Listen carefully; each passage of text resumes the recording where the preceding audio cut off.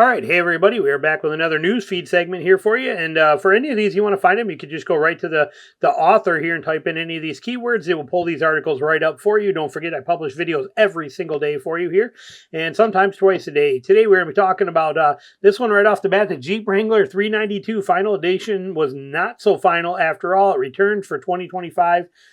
This is a big-time bummer and a bonus, okay? It's a bonus if you didn't buy one and you want to get the final version, the official last one ever of the 392, but it really does suck for people that bought this last year thinking it was a good investment because it was the final version of this, which would hold tremendous resale value, and it will still hold value.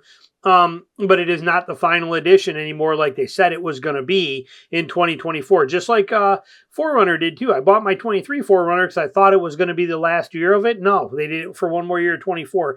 But here, the issue is, like I said, a lot of people bought this $100,000 Jeep with the anticipation of it being a good investment because it was the final year of it. And well, now they just got shafted a little bit. So kind of interesting here. It's not going to change a whole lot. Same thing, but it's going to cost you. Look at this. It'll cost you $100,000. So it went up like $10,000 MSRP over what it was last year. But it's, like I said, it's an incredible. Oh, and here we go. We even got some, market additional dealer markup, $25,000. They're already hitting this. This is on a 2024.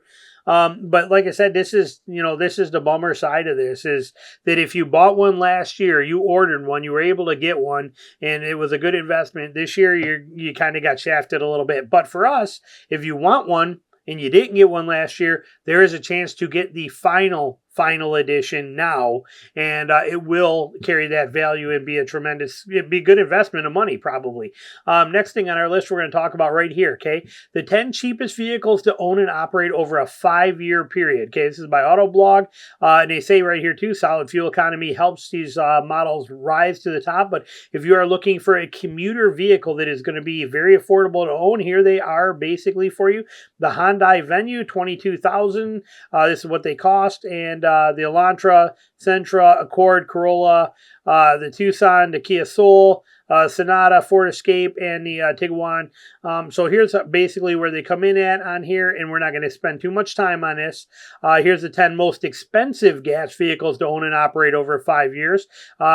Some have operating costs that could buy a very nice second car.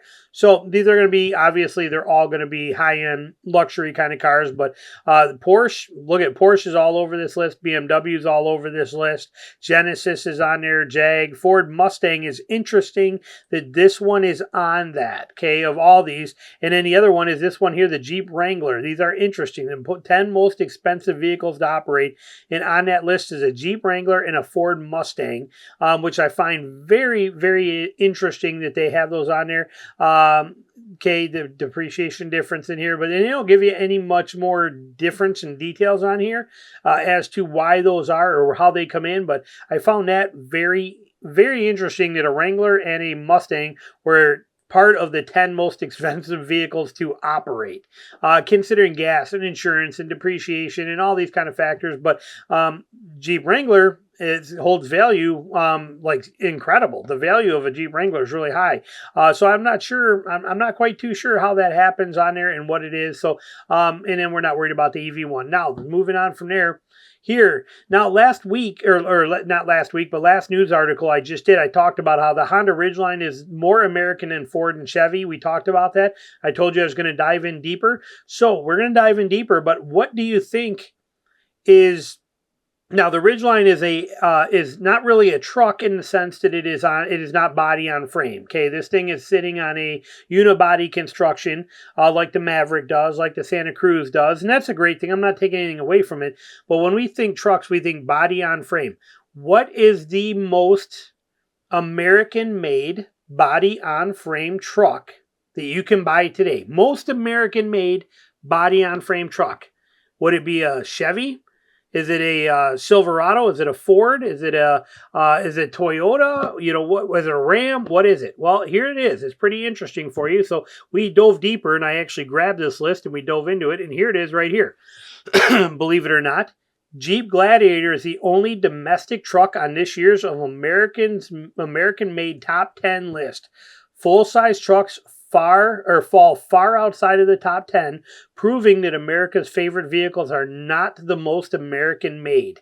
Very interesting that the Gladiator is the most American-made body-on-frame truck that you can buy today. And we're going to dive into the whole list. I opened it up, okay? Here's kind of we're going to pull the whole thing up and show you. But I thought that was pretty interesting. And every year, that list is curiously thin on domestic pickup trucks, often the best-selling on a market that also cashes in most on American spirit. Is no different in 2024 as the Jeep Gladiator is the lone truck from the domestic automaker to crack the top 10 list. It's pretty cool, pretty interesting. Okay, the Jeep Wrangler or Gladiator is built alongside the Wrangler, manufactured Toledo, Ohio plant. Jumped 19 spots. So anyway, so let's look at the list. I actually grabbed the list, pulled it up. We have it right here. This is from Cars.com. They do this every year. 2024 American-made index. Which cars are the most American? How do they rank these? Okay, so here's how they figured out. Our study ranks 100 vehicles judged through the same 5 criteria that has been since 2020 edition: assembly location, part content, engine origin, transmission origin, and U.S. manufacturing workforce. Okay, that is the criteria right there. Read that again. It's the criteria that matters to how they are, how American-made they are. More than 400 vehicles of model year 2024 vintage were analyzed to qualify the 100 vehicles on the list. Here we go. So, and you can see this little chart on here, kind of cool, kind of interesting. It shows you some highlights here of where vehicles are mostly made. But here's the list. Number 1, Tesla Y. Number 2, Passport. Number 3, Volkswagen. Okay, so we go down this list. Number 6 is the Ridgeline. Again, that's right here, and we know that is that's number 6 American-made truck. Not body and frame, but still American-made truck. Number 8 is the Gladiator. So where's the next one down for American-made pickup trucks? Let's see here. So we scroll down. It is the Ram 1500 Classic coming in at number 19. So we go down, we big jump from number 8 for the Gladiator to number 19 for the Classic. And then get this, the Tundra is number 20. Right below the Ram 1500 Classic is the Tundra. That's interesting. And then we scroll down there, number 23 and 24 are the Colorado and the Canyon. More American-made than we've seen of, let this sink in. That's pretty incredible. Then the Tundra Hybrid. And then we go down to Wrangler, number 30, which is interesting. I don't know why the Wrangler comes in at 30, but the Gladiator comes in at number 8. There's something interesting there, and I'm not sure, but again, they use that criteria they're basing it on, so there must be parts in the Wrangler that are different.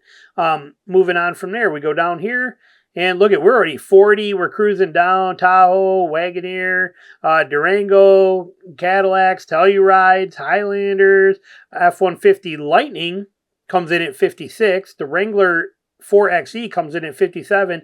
The F-150 comes in at number 58 out of 100 as far as American-made. Interesting. Okay, that's 58 out of 100 for American-made, the F-150. Moving down from there, we keep right on going. And let's go. Wow, we're getting down the bottom here, and we're, 73 for the Bronco. Kind of interesting. 73rd place for the Bronco. And keep on going. Silverado comes in at 89, and the Sierra comes in at 90. 89 and 90 out of 100. Okay, that's as close to the bottom as you can really get for a American-made truck for the Silverado and the Sierra. What else we got on here truck-wise? That's it. Okay, and it looks like the Ram 1500 non-classic, unless they're putting it in with the classic, is not even on this list. I don't know, but because they called it up here at the top, you saw it. It was called a Ram Classic. Wherever we saw that at, where's that 1500 Classic? Oh, that was the F-150.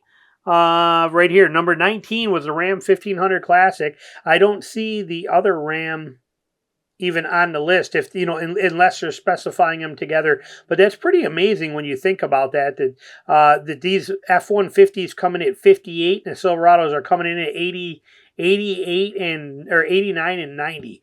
Very, very interesting stuff. So that's going to go ahead and end this one today for you. I hope you enjoyed it, and interesting little list on who makes the most American-made truck. Thanks for watching.